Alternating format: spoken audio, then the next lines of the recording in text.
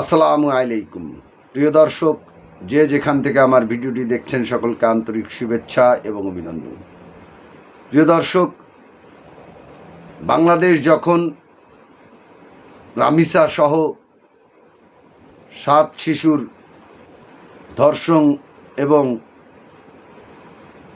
হত্যার ঘটনা নিয়ে উত্তাল, ঠিক তখনই বাংলাদেশে আর এক লোমহর্ষক ঘটনা ঘটে গেল ভোলাতে, যে ঘটনায়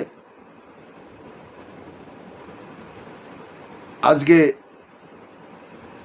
ইসলাম ধর্মকে ধ্বংসর মিশনে নেমেছে কিনা আমি জানি না। লেবাজের আড়ালে দেখেন কতটা শয়তান হলে, এই দেখেন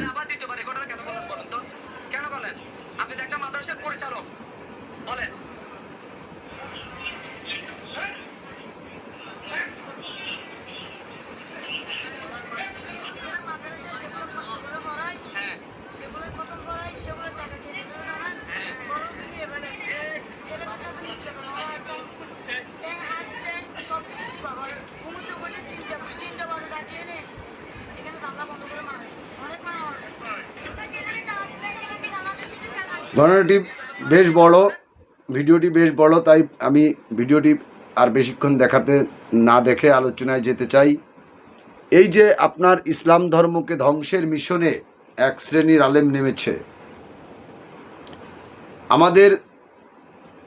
আমরা যখন আমাদের ছোট্ট ছোট্ট কন্যা শিশু সন্তানকে নিয়ে উদ্বেগ উৎকণ্ঠায় দিন কাটাচ্ছি,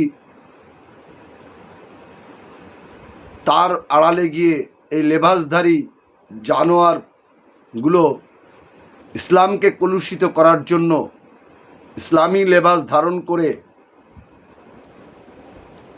ছোট্ট ছোট্ট পুরুষ শিশু সন্তানদের বলাৎকার করছে, তাদের উপর নির্যাতন চালাচ্ছে। ইনার বিরুদ্ধে আগেও অভিযোগ উঠেছিল। ইনি ভোলায় ঘটনাটি ভোলা জেলার ঘটনা। আজকে প্রতিনিয়ত আমরা যারা কন্যা শিশু সন্তানের অভিভাবক তারা উদ্বেগ উৎকণ্ঠা থাকি, ঠিক ততটুকুই পুরুষ শিশু সন্তানের অভিভাবক যারা আমরা মাদ্রাসায় দিয়েছি কোমলমতি শিশুদের, তাদেরকে নিয়ে ঠিক ততটাই আমাদেরকে উদ্বেগ উৎকণ্ঠায় ভুগতে হচ্ছে। না জানি আমার ছেলেটিকে কোন হুজুর কোন নির্যাতন করলো। এই যে আমাদের যে কালচার সৃষ্টি হয়েছে ধর্মীয় লেবাজের আড়ালে ইসলাম ধর্মকে ধ্বংসের মিশনে এক শ্রেণীর আলেম সম্প্রদায় নামক জানোয়ারেরা